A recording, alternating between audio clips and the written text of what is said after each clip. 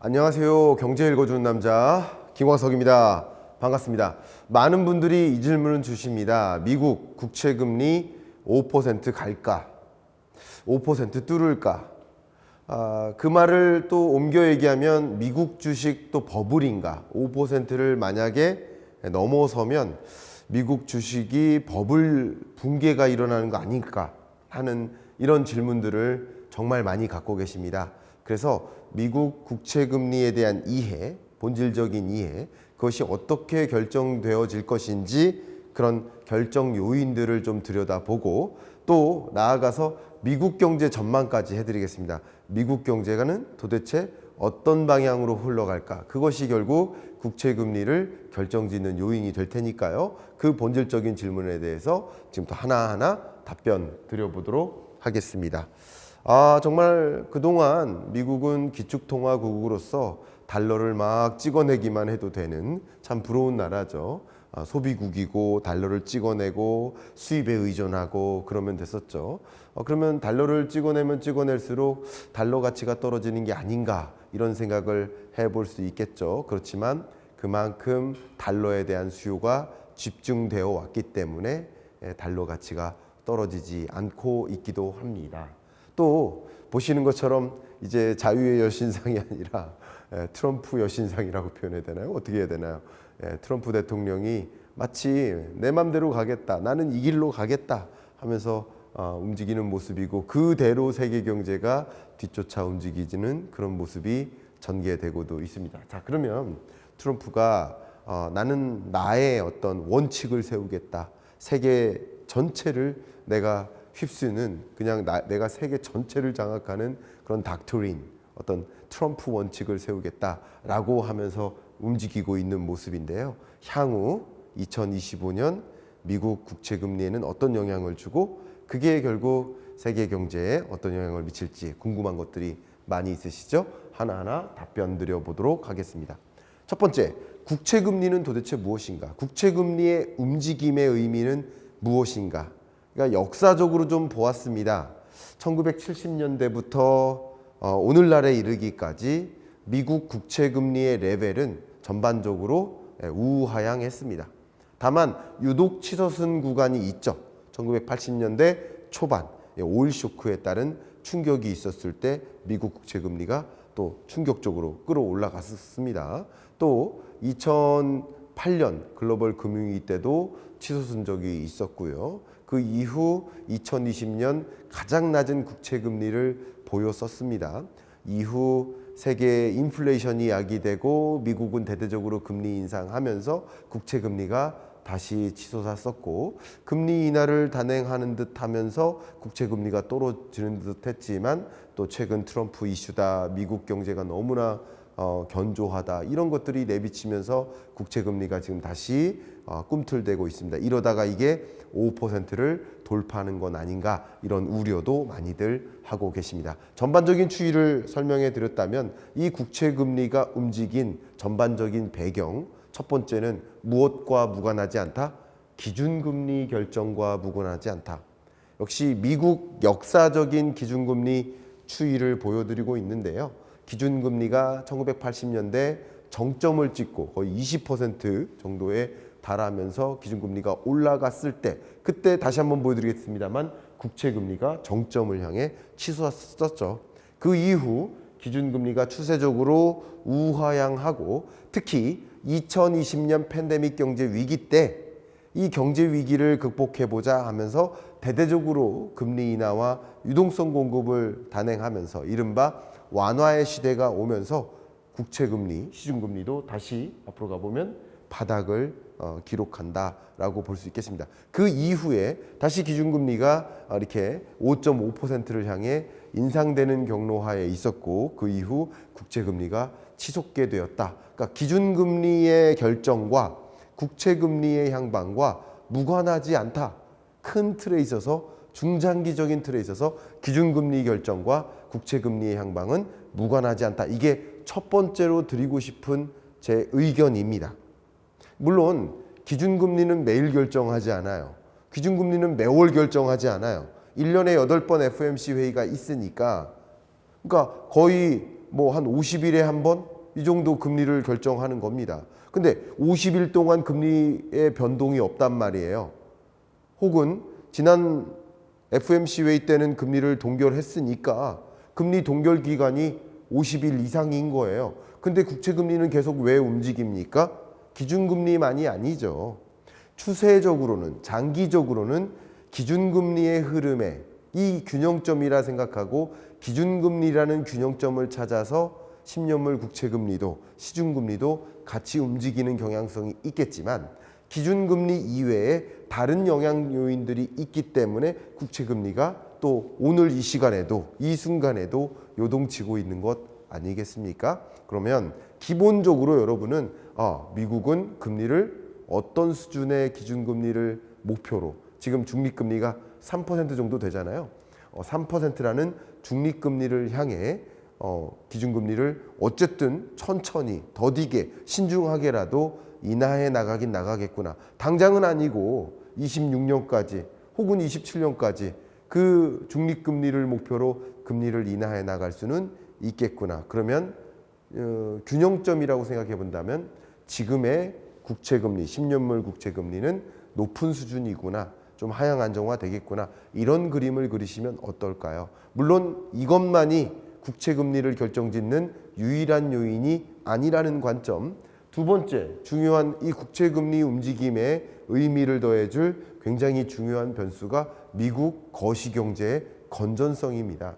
미국 경제가 견조하다, 탄탄하다, 성장세가 계속 이렇게 나타나고 있다라는 것은 추세적으로 미국 국채금리가 그래도 높은 수준을 유지할 수 있게 만드는 그 나라의 거시경제 건전성을 그대로 내포해주고 보여주는 그 지표가 또 장기금리니까 10년물 국채금리가 높은 수준을 나름 유지하게 되는 높은 수준에서 맴돌고 있는 그 배경은 그만큼 미국 경제가 워낙 거시경제적으로 탄탄하기 때문이다. 이렇게 이해하실 수 있고 또 이게 앞에 금리 결정과 연결지어서 생각해 보면 미국 경제가 너무나 탄탄하네. 그러면 당장 서둘러서 금리 인하할 이유가 없겠네. 높은 기준금리에서 오랫동안 머물겠네. 라는 이런 생각이 국채금리에 반영되어 나타나는 것이다. 라고 국채금리의 움직임을 나름 큰 틀에서 정의 내리시면 어떨까 추천을 드립니다. 자, 그러면 이 국채금리가 변동함에 따라 주가에는 어떤 영향을 미칩니까? 국채금리가 변동하면 당연히 국채금리가 오른다. 생각했던 것보다 더 올라간다. 그리고 보시는 것처럼 2007년 준 6월이죠. 그 당시 국채금리가 5%를 통과했었어요. 글로벌 금융위기 당시에 국채금리가 이렇게 치솟았습니다. 역시 지금 국채금리가 4.5% 수준에서 맴돌고 있다 보니 혹여나 어찌어찌 해서 국채금리가 또 올라간다면 예를 들면 트럼프의 정책 기조를 보면 국채를 엄청나게 많이 발행할 것으로 보고 경기 부양책을 동원하기 위해서죠. 국채를 엄청나게 발행할 것이고 국채 발행량이 늘어나면 국채 가격이 떨어지고 국채 금리가 치솟지 않겠느냐. 그러면 이 국채 금리가 그때 5%를 초과할 수도 있지 않겠느냐. 그러면 주가가 대대적으로 무너지는 일이 있지 않겠느냐 하는 우려들을 하고 계신다라는 것도 저도 잘 알고 있습니다. 어쨌든 국채 금리가 변동하면 그게 5%를 초과하거나 지금보다 더 상승하는 흐름을 갖게 되면 주가는 역행하는 거죠. 금리가 올라가네, 시중금리가 올라가네. 그러면 은행에 저축하는 게 더 매력적이죠. 상대적으로 주식에 투자하는 것이 덜 매력적이죠. 국채금리가 상승하면 주식시장, 코인시장은 통상적으로 부정적으로 작용될 수밖에 없겠죠. 그래서 국채금리 변동에 따른 그 첫 번째 영향은 바로 주식시장, 주가입니다. 혹여나 5%를 초과해서 주가가 대대적으로 조정이 되는 일이 있으면 그게 또 금융위기로 불거지는 거 아닌가 하는 우려들을 하고 계신 것도 제가 잘 알고 있습니다만 어쨌든 주가에 영향을 미친다. 두 번째, 뭐에 영향을 미칠까요? 환율에 영향을 미치죠. 그 나라의 금리는 뭐를 뜻합니까? 그 나라의 돈의 가치를 뜻해요. 미국의 금리, 시중금리가 높다라는 것은 당연히 미국 돈의 가치가 강하다, 가치가 높다라고 평가할 수 있겠죠. 그러면 상대적으로 다른 나라의 시중금리는 더디게 상승하는데 미국 국채금리는 유독 강하게 상승한다면 그러면 그게 강달러를 또 추가적으로 만드는 요인이 되겠죠. 국채금리가 떨어지는 국면에는 달러 인덱스가 떨어질 것이고 국채금리가 올라가는 국면에는 또 역시 달러 인덱스가 올라가는 그런 결과로 초래될 가능성이 굉장히 높겠죠. 국채금리 변동에 따른 가장 대표적인 자본시장에 미치는 영향, 주식시장, 외환시장을 보았습니다. 그러면 이 국채금리 변동이 이어지면 또 어떤 일들이 벌어질까요? 국채금리가 상승한다고 해볼게요. 그러면 상승하면 상승할수록 더 강달러 현상이 야기될 가능성이 높겠고 상대적으로 다른 나라보다 미국 주식시장, 미국 채권시장 혹은 어쨌든 달러 표시 자산이 매력적인 게 되는 거예요. 주식 수익률도 중요하지만 그 주식 투자한 금액이 달러로 샀다가 한국 돈으로 원화로 바꿨을 때 얼마나 또 외환 차익이 있나 이것도 좀 중요한 거 아니겠습니까? 그러니까 강달러 현상이 야기되면 야기될수록 더 많은 자금이 미국으로 쏠립니다. 자금 이탈이죠. 미국으로는 자금이 쏠리지만 한국 입장에선 자금이 빠져나가는 거죠. 자금 이탈이라는 문제가 있습니다. 자, 그러면 국채금리 과연 5%를 상회할까? 좀 공격적인 질문이지만 국채금리가 또 치고 올라갈까? 그 올라가게 되면 어떤 일이 있을 때 올라가게 될까? 그 부분에 대해서 설명 드려보도록 하겠습니다. 예를 들면 고용입니다. 매월 초에 미국 실업 혹은 취업자 증감 이런 고용 지표가 발표되는데 생각했던 것보다 고용 시장이 견조해요. 예를 들면 12월 실업률이 11월 실업률보다 떨어져요. 또 당시 시장의 기대가 4.2%로 굳어졌었는데 실제 실업률은 4.1%예요. 와, 미국 경제가 견조하네. 역시 그날 같이 동시에 나오는 지표 중에 하나가 비농업 부문의 일자리 증감인데 와, 일자리가 굉장히 견조하게 증가하고 있네. 전월보다도 증가하고 있고 시장의 기대치를 크게 웃돌게 증가하고 있네. 이 두 가지입니다. 시장의 기대보다 웃도는가 전월보다 웃도는가. 이 두 가지 면에서 고용시장이 견조하다라는 사인을 제공하면 금리를 서둘러 인하할 이유가 없죠. 또 미국 경제는 너무나 견조하고 탄탄하다라는 것을 보여주죠. 그러니까 뭐합니까? 금리 인하할 이유가 없다. 미국 경제는 견조하다. 이 두 가지 쌓이는 곳 국채금리 상승으로 이어지는 거죠. 이 두 가지 쌓이는 곳 국채금리 상승으로 이어지고 그건 곧 주가 하락으로 이어지죠. 간혹 아니 고용시장이 탄탄한 건 좋은 거 아닙니까? 고용시장이 탄탄하면 미국 경제가 견조하다는 것이고 그럼 주가가 상승해야지 왜 고용시장이 탄탄한데 주가가 하락하는 겁니까? 자, 이 두 가지 말씀드리겠습니다.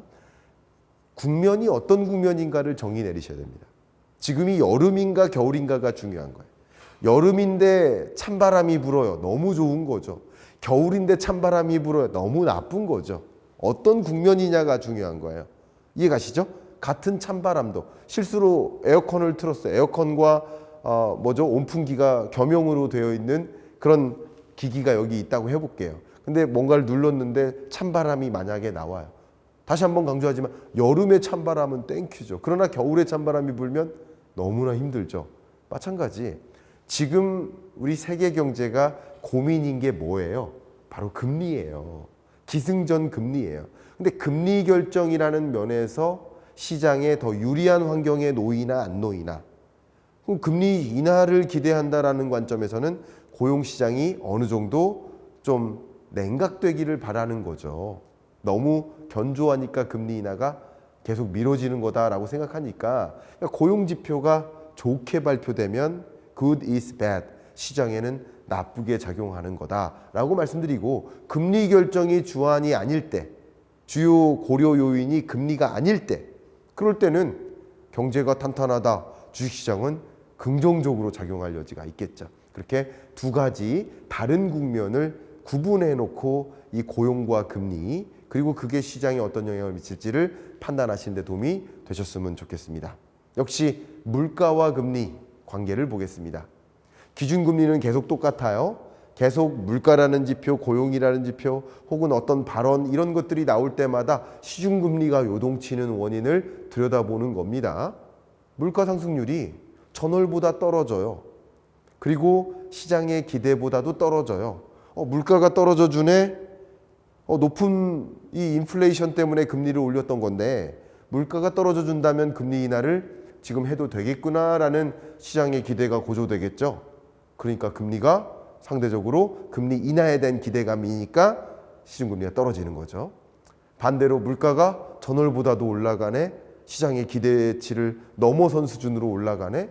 그럼 인플레 공포 때문에 금리 또 올리는 거 아니야? 이런 생각이 지배적이고 금리 인하는 멀었네. 금리 인하 중단하는 거 아니야? 이런 종류의 생각들, 이런 종류의 견해, 의견, 기대 이런 것들이 반영된 게 10년물 국채금리, 시중금리 아니겠습니까? 당연히 반영이 되어 나타난다.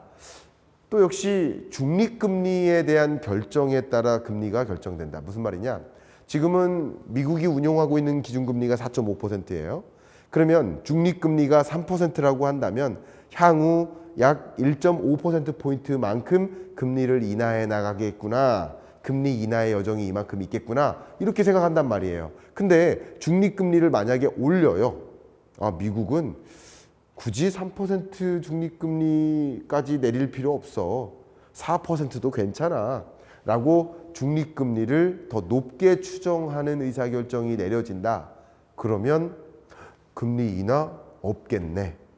지금 기준금리가 4.5%인데 중립금리가 4.5%라고 만약에 판단한다면 그러면 금리 인하 중단인 거죠. 그래서 중립금리 추정 결과에 따라서 이게 중립금리가 올라가면 올라갈수록 금리 인하 기대감이 멈추고 혹은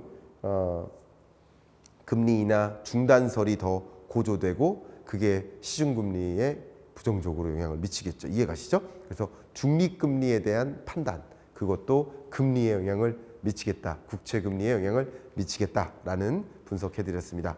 또 그 밖에 어떤 것들이 있을까? 주요 인사의 발언입니다. 역시 트럼프 대통령이 월드 이코노믹 포럼에서 뭐라고 표현했습니까? I will demand that interest rate drop immediately. 즉각 금리를 인하하라고 요구하겠다. 누구한테 요구하겠다? 제롬 파월한테 요구하겠다. 요구했어요? 안 했어요? 안 했어요. 요구하겠다고 말하는 그 발언이 시중금리를 떨어뜨리는 거죠. 실제 파월에게 전화를 했어요? 실제 파월과 미팅을 했어요? 아직 만나지도 않았어요. 오늘 촬영일 기준으로 말이죠. 그런데 그렇게 하겠다라는 그 발언이 있는 날 시중금리가 떨어지지 않는 거 아니겠습니까? 앞으로 기준금리 내릴 것이다. 그렇게 상황을 만들겠다라고 이렇게 이야기를 하는 것, 그런 공약을 발표하는 것, 이런 것들. 그리고 트럼프 대통령 말고도 주요 연준 인사들이라든가 이들이 금리 인하 가능성에 대해서 더 내비치는 그런 발언, 적극적인 금리 인하 해도 돼라는 발언, 인플레 잡혔어, 걱정하지 마, 금리 내려도 돼, 이런 종류의 발언들이 있을 때마다 시중금리는 내려앉을 수 있겠다라는 겁니다. 왜요? 시장의 기대를 조정하기 때문이에요. 시장은 금리 인하 중단할 것 같아라고 거의 기대를 내려놓고 있었는데 발언함과 동시에 시중금리 인하가 이어지고 시중금리 인하가 이어지는 이유는 기준금리 인하에 대한 기대감이 증폭되면서 나타나는 현상이다라고 정리하면 어떨까요? 자, 이렇게 미국 10년물 국채금리의 향방 그리고 그것의 상승과 하락에 따른 시장에 미치는 영향 이런 것들을 말씀드렸습니다. 이제 끝으로 미국 경제 전망 말씀드리도록 하겠습니다. 미국 경제 2024년 매우 견조한 탄탄한 흐름을 유지했습니다. 역시 미국의 25년 1분기 성장률 전망치도 아틀란타 페드의 추정치나 뉴욕 페드 스태프 나우캐스트 기준이나 뭐로 보나 1분기 한 3.0 낮아야 2.9% 굉장히 견조한 성장률 흐름을 지속할 것이다 라고 주요 기관들은 전망하고 있습니다.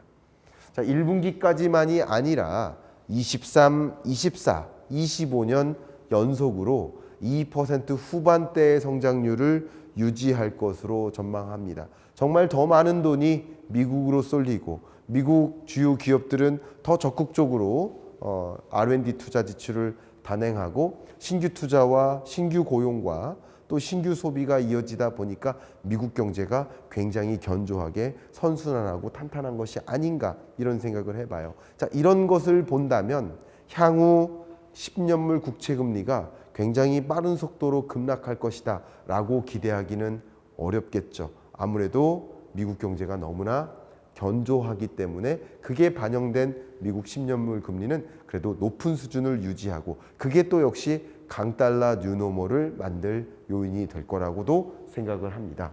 근데 미국 경제가 어쨌든 2025년에도 뭐 이렇게 높은 성장세를 유지하기는 하지만 그래도 2023년 4년 당시보다는 어떤 충격, 주로 미중 무역 전쟁이 있다든가 또 높았던 그 금리의 여파 이런 여러 가지의 어느 정도의 영향을 받을 것이다. 그래서 뭐 노랜딩이냐 소프트 랜딩이냐 참 모호할 수준의 그 정도 수준의 그런 랜딩, 그냥 저는 소프트 랜딩이라고 표현하고 싶은데 노랜딩과 소프트 랜딩 사이의 랜딩, 그런 흐름이 전개될 것이다. 미국 경제를 그렇게 전망하고 있습니다. 또 실업률, 고용 수준을 볼 텐데 실업률 수준도 그래도 25년 1분기까지는 나름 높은 실업률을 보일 가능성이 있습니다만 1분기 이후로 또 실업률이 점차 둔화하는 흐름으로 전개되지 않을까 하고 IB 세계 주요 투자은행들은 그렇게 전망하고 있고 나름 견조한, 그죠? 나름 뭐 13만 가량, 11만 가량의 신규 비농업 고용 증가세를 유지할 것으로 보고 있습니다. 이게 미국 경제에 대한 기본적인 전망입니다. 역시 물가 상승률 전망도 필요해요. 25년 1분기부터 또 3분기, 4분기로 갈수록 추세적으로 근원 물가 상승률은 뭐 우하향은 하겠지만 기본적으로 25년 1, 2분기 때가 그나마 저점이고 다소 물가 상승세가 나타나는 흐름으로 전개될 것이다 라고 보는 게 IB 투자은행들의 기본적인 전망입니다. 이런 전망에 기초해서 생각해 본다면 미국 경제는 나름 견조하고 또 물가 상승률도 좀처럼 잘 떨어지지 않고 그러면 중립금리를 올리는 일도 있을 수 있고 또 기준금리 인하에 대한 기대감이 또 제로화되는 일도 있을 수 있습니다. 결국 이런 것들이 기준금리 결정에 영향을 미치고 그것이 시중금리, 10년물 국채금리에 영향을 미칠 텐데 말이죠. 세계 주요 투자은행들 이들은 향후 25년 연내 금리를 인하하긴 인하할 텐데 적극적인 금리 인하까지는 아닐 것이다 라고 현재 추정하고 있습니다. 이런 주요 해외 투자은행들의 전망치도 참조하시고 기본적으로 금리 인하는 있긴 있겠지만 기준금리 인하는 있겠지만 미국 경제가 견조하고 뭐 실업률도 안정화되고 고용 상태 또 물가 상승률도 나름 높은 수준을 유지하는 흐름이기 때문에 적극적인 금리 인하는 어렵겠구나. 그래서 소극적인 금리 인하를 단행하지 않겠는가라고 기본적으로 스탠스를 갖고 계시면 어떨까? 물론 이런 전망에 벗어나서 의외로 물가 상승률이 떨어지거나 혹은 의외로 물가 상승률이 치솟거나 하는 일이 있다면 그게 또 반영되어 시장에 영향을 미치겠지만 현재로서는 여러분들이 시장에 대한 그 컨센서스, 경제를 전망하는 그 눈을 갖는 데 있어서 이런 기조로 바라봐 주시면 어떨까? 기본적으로는 연준의 2025년 연말까지의 목표하는 정책금리는 3.9%, 그러니까 다시 말하면 4%라고 볼 수 있겠죠. 그럼 4.5% 수준의 지금의 기준금리에서 4%를 향해 기준금리를 인하해 나간다라는 것은 두 차례의 금리 인하가 있겠다라고 기대할 수 있는 거죠. 그죠? 두 차례 0.25%포인트씩 두 차례. 그러나 지금 IB는 상대적으로 조금 김칫국을 마시고 있는 것이다. 조금 더 적극적인 금리 인하가 있지 않겠는가라고 보고 있습니다. 앞에 보신 자료처럼 이 IB들은 잘 생각해 보세요. 미국 경제가 더 견조할 것이고 견조한 흐름이 유지될 것이고 그래서 고용도 안정화될 것이고 문제 없이 전개되고 물가도 오히려 소폭 반등하는 흐름일 거라고 예상했어요. 그렇게 전제했다면 기준금리 인하에 대한 기대가 더 없어야 되는데 연준보다 더 강한 기준금리 기대를 갖고 있다. 그러니까 이것은 어쩌면 이 기대감이 실제 기준금리 인하 스탠스랑 맞물려서 돌아가려면 그동안 소위 아닌가 봐. 기준금리 인하 아닌가 봐. 6월에 금리 인하 할 줄 알았는데 아닌가 봐 하는 이런 현상들이 시장에 부정적으로 또 추가적으로 영향을 미칠 수 있겠다라고 이렇게 가정하시면 어떨까? 여러분 오늘 드렸던 말씀을 좀 총정리해 보도록 하겠습니다. 국채 금리의 추이를 좀 들여다봤을 때 일단 기본적으로 기준금리 인하의 속도는 굉장히 더디겠구나. 그리고 미국 경제는 여전히 탄탄하긴 하겠구나. 그래서 10년물 국채 금리는 나름 높은 수준에서 유지될 가능성이 있겠구나. 이렇게 보겠고 다만 유지되긴 되지겠지만 그 높은 시중금리에서 다소 하향 안정화될 소지는 있겠구나. 이렇게 그림을 그리시면 어떨까요? 물론 많은 분들의 질문 중에 하나가 미국이 적극적으로 국채를 발행하다 보면 국채 가격이 떨어지고 국채 금리가 더 치솟는 거 아니겠는가 이런 의견도 많이 갖고 계신데요. 기본적으로는 베센트라는 재무부 장관이 국채 금리가 그렇게 치솟을 상황까지 야기해 가면서 강건하게 국채를 발행할 의지는 갖고 있지 않다라고 가늠하시면 어떨까요? 기본적으로 국채 금리가 치솟지 않도록 좀 온건파잖아요. 온건하게 국채 발행량을 조정하고 특히 이런 세계 경제 국면에서 미국이 국채를 많이 발행하면 국채 가격이 반드시 오를까? 국채 가격이 떨어질까? 발행량도 중요하지만 수요량도 중요하거든요. 여러분 생각해 보세요. 미국 국채 아니면 그럼 무슨 국채를 보유하려 할까요? 이렇게 경제가 어렵게 치닫고 있는 와중에 미국 국채만한 그걸 대체할 만한 다른 국채 뭐가 있을까요? 그죠? 그렇게 생각해 보면 국채 발행량이 높다고 해서 단순히 국채 가격이 떨어지는 게 아니라 발행이 있음에 따라서 수요도 그에 맞물려서 나타난다면 국채 가격이 떨어지지 않을 수 있거든요. 역시 그런 변수, 국채 발행량을 우리가 우려했었던 만큼 적극적으로 발행해 나갈 것인가 하는 의문, 국채 발행량만큼 충분한 수요가 있는가 하는 또 본질적인 질의가 있기 때문에 그 부분에 대해서 어떻게 전제로 깔고 의사결정하기보다는 그것을 일단은 모르겠다 하는 변수 제외시켜 놓고 국채금리 추이를 좀 가늠하시는 게 어떨까 하는 의견까지 드리면서 이번 주 경제 읽어주는 남자 마무리하겠습니다. 감사합니다.